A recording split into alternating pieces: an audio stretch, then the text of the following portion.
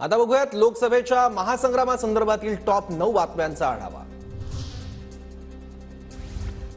मोदींनी कोणतं कुटुंब सांभाळलं? शरद पवारांचा पलटवार। जो कुटुंब सांभाळू शकला नाही तो महाराष्ट्र काय सांभाळणार? मोदींनी केलं होतं वक्तव्य।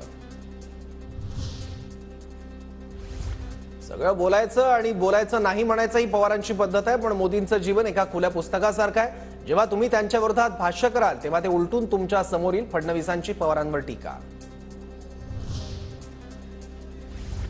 उद्धव ठाकरेंवर मोदींची मदत घेण्याची वेळ येऊ नये हीच प्रार्थना। ठाकरेंना अडचणीत मदत करणारा पहिला मीच असेन या मोदींच्या वक्तव्यावर पवारांचं उत्तर।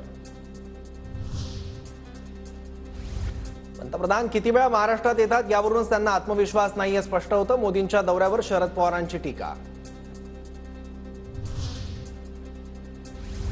मोदींकडून महाराष्ट्राला आणि शिवसेनेला अडचणीत आणण्याचं काम पराभव दिसत असल्यानं मोदी खोटं बोलतायत। संजय राऊतांचा हल्लाबोल।